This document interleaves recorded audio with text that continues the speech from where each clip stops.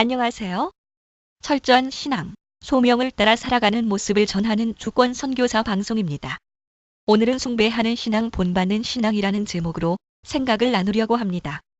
한국에도 많이 알려진 갈매기의 꿈이라는 책이 있습니다. 가장 높이, 나는 새가 가장 멀리 본다. 는 구절로 유명한 갈매기의 꿈은 자너선 리빙스턴 시걸이라는 원제를 가진 리처드 바크의 소설입니다. 1970년에 미국에서 출판된 이 소설은 영화로도 만들어지고 한국에서도 크게 히트했습니다. 이 책은 무의미한 일상의 굴레 속에 살아가는 인생을 반성하며 새로운 세상을 경험하고 싶은 마음이 들게 합니다.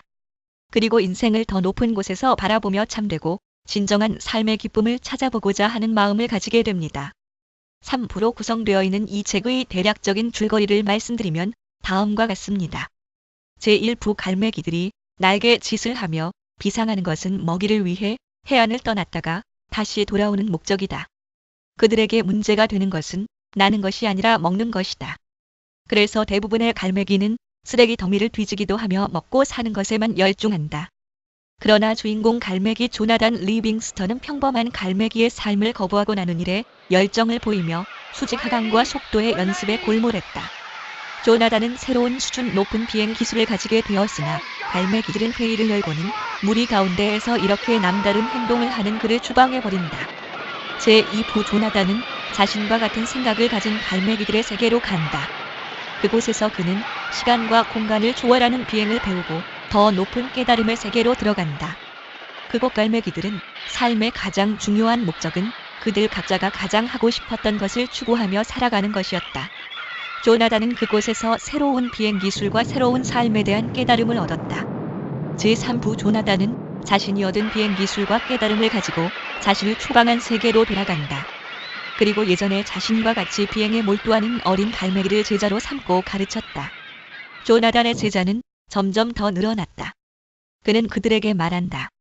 나는 것은 갈매기의 권리이며 자유는 존재의 본질이므로 자유를 방해하는 모든 것을 파기하라. 자신들을 추방한 갈매기들을 사랑하라. 고 가르친다. 는 내용입니다. 갈매기 꿈은 도시의 쓰레기 더미를 뒤지며 먹고 살거나 그저 물고기나 잡는 데 만족하지 않고 높은 하늘을 올라가기도 하고 새로운 비행 기술을 발견하기도 하는 등 현실에 안주하지 않고 새로운 삶의 기쁨과 새로운 차원의 삶을 누리게 되는 갈매기의 이야기입니다. 이것은 마치 예수님을 믿고 새로운 삶을 얻는 것을 연상시키기도 합니다. 정확하게 말할 수는 없지만 트리나 폴러스가 지은 꽃들에게 희망을 등의 책들과 같이 기독교 신앙을 연상하게 하는 내용이라 할 수 있습니다. 그런 기독교를 연상시키는 내용은 나중에 추가된 4장을 보면 더 증가합니다. 저자는 45년이 지난 후에 4장을 새롭게 추가해서 썼습니다. 아마 먼저 출판된 3장까지의 글이 세상에 알려지고 또 많은 반향을 불러일으킨 후에 저자가 다시 세상을 향해 하고 싶은 간절한 말이 있었다고 할 수 있을 것입니다.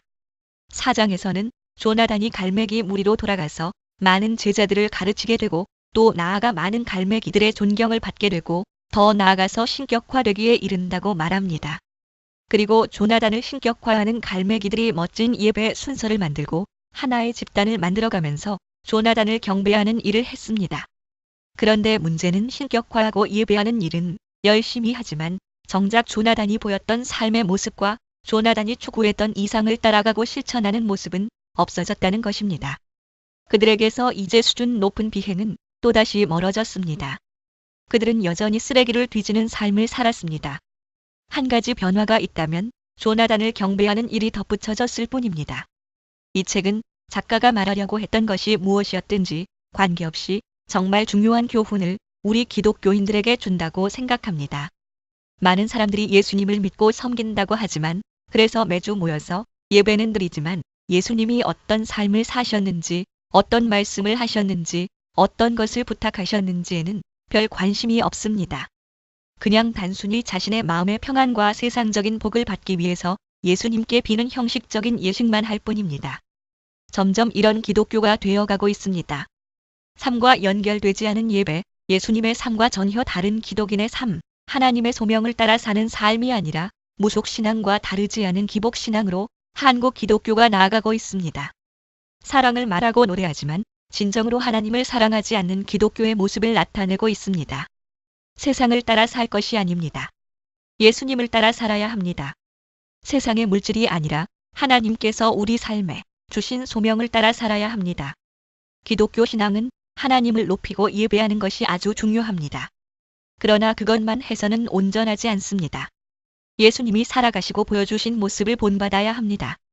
하나님께서 주시는 소명을 이루는 삶을 살아야 합니다. 들어주셔서 감사합니다.